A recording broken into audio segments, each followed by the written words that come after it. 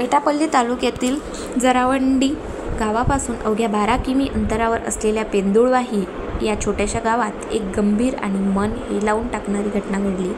या घटनेमुळे ग्रामीण आरोग्य व्यवस्थेतील त्रुटी आणि दिरंगाई पुन्हा एकदा उजेडात आल्या आहेत. मणिराम रामा हिचामी या 35 वर्षीय शेतकऱ्यांनी आज आपल्या शेतात धानाची रोवणी करण्यासाठी ट्रॅक्टरच्या साहाय्याने चिखल तयार करण्याचे काम सुरू केले होते.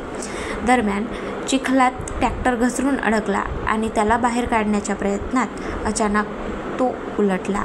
या अपघातात मणिरामच्या कमरेला गंभीर दुखापत झाली. तो जोरात ओरडत असताना शेजारील शेतकरी धावत आले व तातडीने मदतीला पुढे सरसावले. घटनेनंतर उपस्थित ग्रामस्थांनी लगेच रुग्णवाहिकेची मागणी केली. मात्र दुर्दैव असे की जरावंडी प्राथमिक आरोग्य केंद्रात या गंभीर वेळेस एकही रुग्णवाहिका उपलब्ध नव्हती. त्यामुळे मणिरामला चक्क एका खाटेवर झोपवून 3 किलोमीटरच्या खडतर जंगलमय रस्ता पार करून कसूरवाही गावापर्यंत आणण्यात आला. तेथून वाहनाने जरावंडी रुग्णालयात नेण्यात आले. तेथून सामान्य रुग्णालयात गडचिरोली येथे पाठवण्यात आले. ही बाब प्रशासनासाठी अत्यंत लाजिरवाणी आणि चिंताजनक आहे. ग्रामीण भागातील आरोग्य केंद्रात पुरेशी साधनसामग्री, डॉक्टरांची अनुपस्थिती आणि वेळेवर मिळणाऱ्या रुग्णवाहिकेचा अभाव या समस्या वारंवार समोर येत असून यामुळे अनेक रुग्णांचा जीव गमवावा लागतो किंवा गंभीर आजाराच्या वेळी वेळेवर उपचार न मिळाल्यामुळे त्यांच्या आयुष्यावर मोठा परिणाम होतो.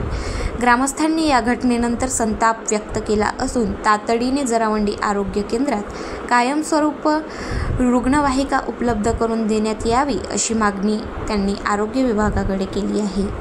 आदिवासी भागात रुग्णवाहिके अभावी खाटेवरून रुग्णालयात प्रवास. आज शासन सबका साथ सबका विकास अशी घोषणा देत अनेक योजना राबवत आहे. डिजिटल इंडिया, स्मार्ट विलेज, आरोग्यवर्धिनी सेवा यांसारख्या मोठ्या संकल्पनांची स्वप्ने पाहिली जात आहेत. पण वास्तवात मात्र आदिवासी भागात मूलभूत गरजाही पूर्ण केल्या जात नाहीत.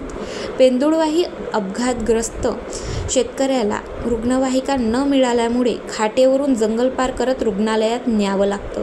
ही बाब शासनाच्या दाव्यावर मोठा प्रश्नचिन्ह उभं करते. ही केवळ दुर्लक्षितेची नाही तर आदिवासींच्या जीवनमूल्यांना कमी लेखण्याची गंभीर आणि दुःखद उदाहरण आहे.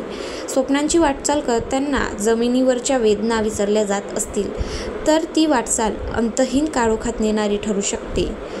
गाव माझा न्यूजकरिता विनोद चव्हाण, एटापल्ली, गडचिरोली.